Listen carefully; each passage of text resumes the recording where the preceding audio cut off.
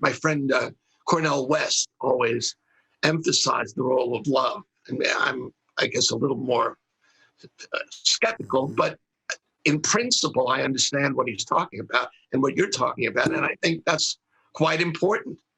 There is also a book by the great thinker, Erich Fromm, who was one of the very few philosophers who was grounded, actually knew what he was talking about with regard to religion, right? Called The Art of Loving. And young people love that book.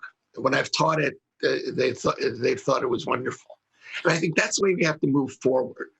There's no reason why the metaphysical and the material should simply be set up as rigid oppositions to one another.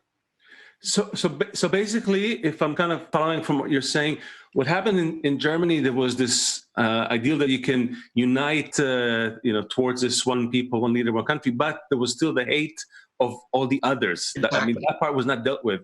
And what Dr. Laitman, you're saying, if I hear, is that you can eliminate that force of hate, that egoistic force. Right. Somehow one has to cover the other. Can you explain how this is done?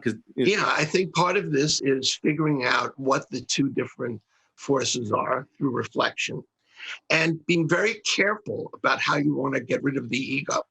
So, hold on. So Dr. Laitman, are we getting rid of the ego, or are we somehow doing or something? mitigating it? We are not supposed to eradicate anything in nature, not the minus or the plus, not the ego or the counterforce of love. What we need to do is bring them to balance. Balance is the key. Both are needed. They naturally develop by nature. It is embedded in nature. They need to develop. It's part of the plan. But humanity, in between these forces, need to find a conscious balance between these forces. The correct attitude to both hate and love. You need both. You cannot have one without the other.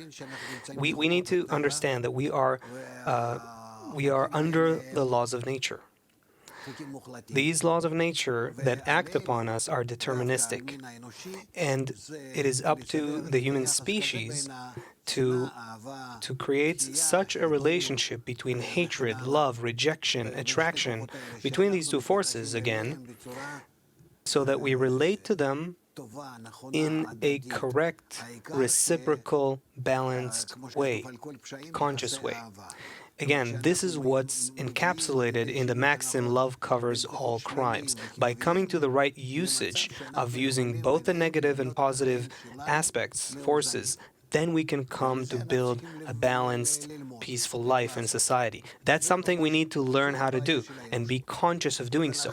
That is what human society is missing. That's what we're not doing. The moment we let one of the forces go away, we then can end up killing for love, like we talked about. Just like you kill for hate, it doesn't matter. What's missing is balance between these two forces. And so this is something we call in Kabbalah the middle line. A part of this and a part of that are each time being sort of mediated and working together for the global benefit of human society. So what I see is that we're going to have to learn how to do it. Otherwise, we are looking towards an eruption of a horrible crisis in human society. I'm very hopeful that we will be able to realize this. And that's why I very much appreciate conversations like these.